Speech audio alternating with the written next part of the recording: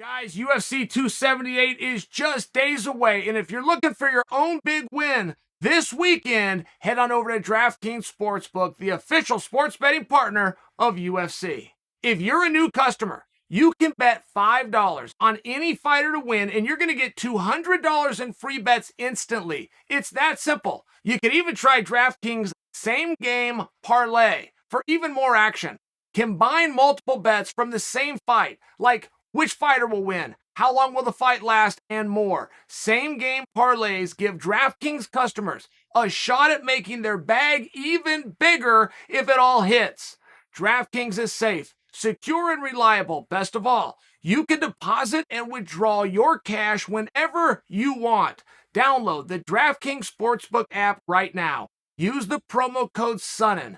Bet $5 on any UFC 278 fighter to win and get $200 in free bets instantly, no matter what. That's code Sonnen this Saturday at DraftKings Sportsbook, the official sports betting partner of UFC. I'm going to give it my best shot, guys. I only know so many words, and I only know how to explain things in a way. The talk of UFC and fighter pay. It's one of these conversations that won't go away. And I don't know how to illustrate it more than to tell you the history of combat where the government had to be brought in because guys weren't getting what they were promised. Something called a bout agreement doesn't exist. Something called a commission didn't exist. Something protected by a surety bond was not a thing. The government had to step in. And in the days before the internet, this was even easier. You could be a dirty promoter and pull into St. Paul, Minnesota one night. You could tear that down just like a circus, be on a trailer, headed for Jackson Hole, Wyoming, and nobody would know that you just screwed the guys the night before. I mean, right? In the day of the internet, it's very different. You could rob a bank 2 towns over. Before they could spread your picture and get a wanted ad up, it was just a different time. And I try to share that for you because if you have a promoter that does what he said he will do at the time that he said he will do it, you have a real rarity here. And where you're coming in and complaining about that, you're going to have a lot of people in days past are going, what are you talking about? Then when you have a promoter who's willing to pay you money he doesn't owe you in the form of a bonus is now just part of our business. We posted every single Saturday night 4 names get mentioned for a bonus, as though that should happen, as though that's expected, as though that has to happen. This is money that nobody's owed that they're being given. That's just what you're being disclosed. There's then more checks going out to everybody. I don't know how to explain this. I just don't. The only 2 things that a fighter could ever make a claim to be part of. Not only could a fighter make a claim to be a part of, the only 2 things that a fighter has ever made the claim. You can go to Google and you will search. You will not find one example in the world's oldest sport. I mean, that's what a powerful statement I'm making right now. A fighter will make a claim to live gate and pay-per-view. No fighter anywhere in boxing or MMA has ever made a claim to anything else. But we really don't want to go off of live gate and pay-per-view when we have an act of God known as the pandemic that stopped our gate completely. Now all of a sudden we don't want to be part of that. The promoter had better go to the bank and get it figured out and hand us a check, right? We're really good at changing when it's good for us. And I don't know how to illustrate this anymore. I just don't know how to do it. But there is another talk which is about sponsorships. Now, I'm going to do my best here, okay? Francis Ngannou came and talked about this. And he just said, I had a cryptocurrency. And the sponsorship would have paid me $1 million, but I couldn't take it. Because the UFC is crypto.com. So we're not allowed to do another sponsorship. Now, if I may, yes, he is. Any fighter may have a sponsorship, including ones that go head-to-head with presenting sponsors of the UFC, which has energy drinks, which had a motorcycle brand, at least at one point, which has a crypto. Yes, they can. They cannot wear those logos while on the UFC cameras. Now, that's a very different conversation. I don't know of any company anywhere that's ever sold anything because somebody wore their logo. I know a whole bunch of companies that wrote checks and lost a ton of money because they thought it was cool to sit around with their buddies and go, look, that's the name of my brand. I get that. I don't begrudge that.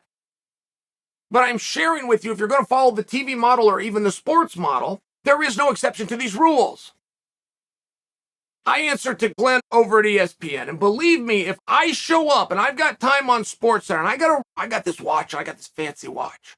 And I keep on rubbing my face and I keep on showing this watch. And they say, Chael, when do you think the round's going? I find a way to work it in. Once this fight get in, it's going to end about 30 seconds after. I find some way. I'm organically advertising my watch and I go and get a sponsorship while ESPN hired me and paid me to be on cameras. That's going to be a problem.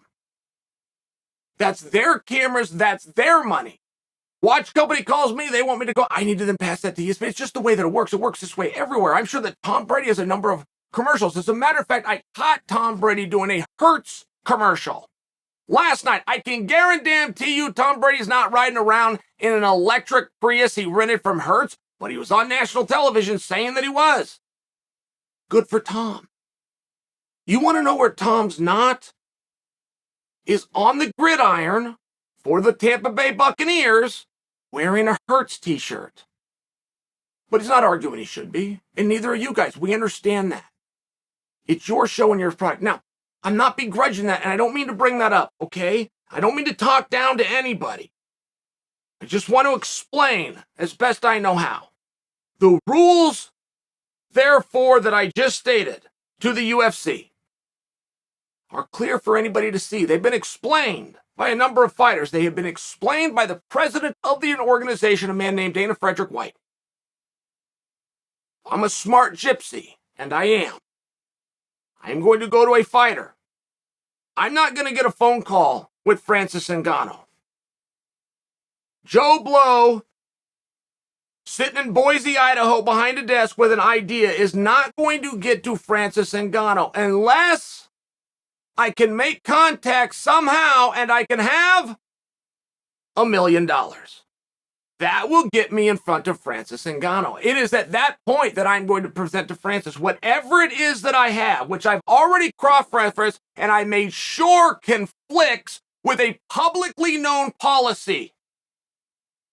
I for sure know that what I'm about to present to the heavyweight champion of the world is going to be in conflict to a well-known public policy, and I'm going to present him with the $1 million that I don't have.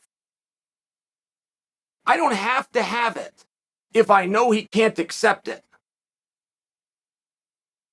If I can get in front of the predator and tell him who I am and what I'm all about and what I've got for him, and I can put $10 million down when I know, because it's a public policy, that he cannot accept it, I might have an outside chance of getting him on the phone again, of coming in town and getting a dinner with him, of which I can get a couple of photo walks, put on my social media, which is going to be a big deal for me. I might even get him to go public and complain that he wasn't able to take my check. Could you imagine that? Could you imagine how effective I would be? I wanted the predator in the first place, but now I got him. I pretended I wanted to pay him $8 million. I paid him $0 because I was in conflict with a policy that I knew I was in conflict of, but I got him to speak about it. And I got him to come out and tell the world he couldn't take my brand because the UFC already has one, and aren't they doing me wrong? Do you guys see what I'm attempting to explain here?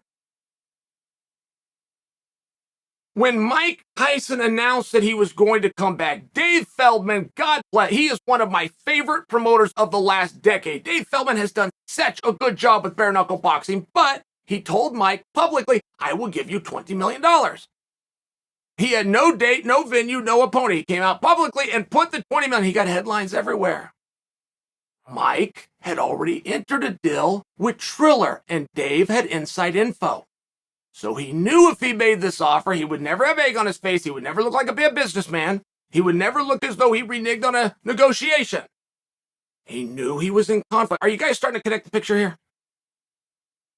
Are you starting to see where this isn't the way that you're being presented? But a fighter every so many months will think that he got it stuck to him by the man. And meanwhile, you got Joe Blow behind a desk in Boise with an idea, who got the Predator's number, made a fake idea, knew there was conflict, and got in front of you for free.